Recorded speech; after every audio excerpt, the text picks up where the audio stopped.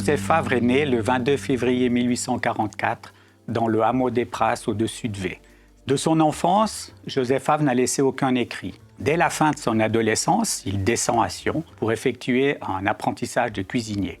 À l'époque, il y avait 2 hôtels-restaurants à Sion. C'est probablement dans l'hôtel de la Poste que Joseph Favre a fait son apprentissage. En 1865, donc à l'âge de 21 ans et à la fin de son apprentissage, il quitte la Suisse pour faire un parcours pendant 18 ans dans de grands restaurants et hôtels particuliers en Europe, notamment en France, en Allemagne et en Angleterre. En 1888, il s'installe définitivement à Paris pour se consacrer uniquement à l'écriture sur des textes de cuisine. En quittant le Valais en 1865, Joseph Favre n'a laissé aucun écrit à son sujet. En revanche, dans ses écrits futurs, il a parlé de sa région et notamment de quelques recettes particulières. La première, c'est l'élevage des vaches de la race d'Airain. La deuxième, c'est la production du fromage de l'alpage de Thion. Et la troisième, c'est la mise en avant de quelques vins du Valais, dont notamment la Malvoisie et la Migne. Concernant les recettes, il en a gardé quelques-unes dans son dictionnaire. La plus fameuse peut-être et la plus connue, c'est la recette de la fondue à la valaisanne, qui plus tard prendra le nom de raclette. Il a bien sûr pris aussi de Sion 2 recettes relativement traditionnelles. La première, c'est le bouilli à la Valéria, en faisant référence au château de Valère. Et la deuxième, c'est les escargots à la sédunoise. C'est une recette particulière qui semble être connue depuis le temps des Romains.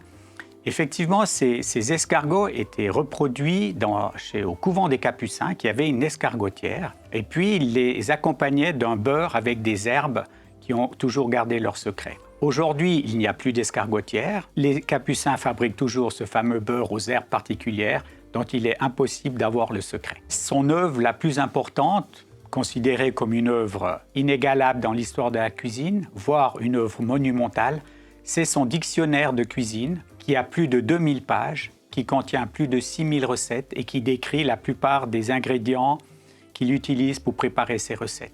Il a été publié entre 1889 et 1894 en 4 volumes séparés. Il faut aussi mentionner, à part ses écrits, le fait qu'il a été un des pionniers dans l'hygiène dans les cuisines et l'hygiène alimentaire. Ces détails, on les retrouve d'ailleurs dans son dictionnaire où quand il présente un produit, il parle aussi des qualités de ses produits. Par ailleurs, il a été un des premiers qui a introduit les concours de cuisine, de même que les expositions de cuisine.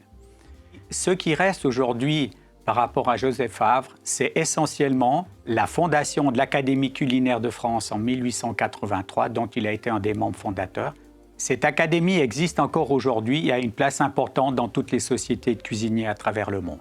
C'est seulement à la fin du XXe siècle que les historiens, les cuisiniers ont commencé à vraiment s'intéresser à Joseph Favre et à retourner dans ses écrits originaux.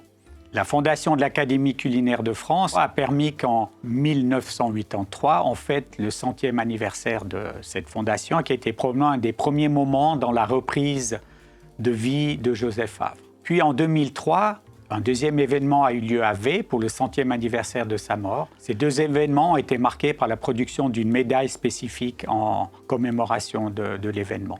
En 2010-2011, l'Académie culinaire de France a commencé à avoir des membres en Suisse qui ont décidé de créer un concours qu'ils ont appelé le Grand Prix Joseph Favre, dont la première édition a eu lieu en 2016.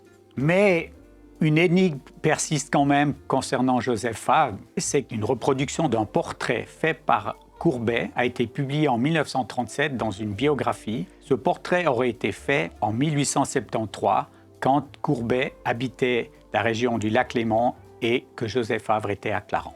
Cette énigme reste ouverte encore aujourd'hui.